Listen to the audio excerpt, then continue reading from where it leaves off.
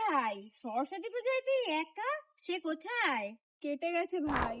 তা তুই একা কি করছিস? তোর বয়ফ্রেন্ড কোথায়? কি আর বলি বল, আমারও তো কেটে গেছে। তার মানে আমরা এবারও single?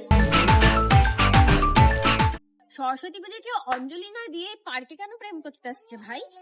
তোর কপালে কেউ নেই বলে কি ওরাও প্রেম করবে না? এ ভাই ভাই দেখ ছেলেটাকে কি হ্যান্ডসাম।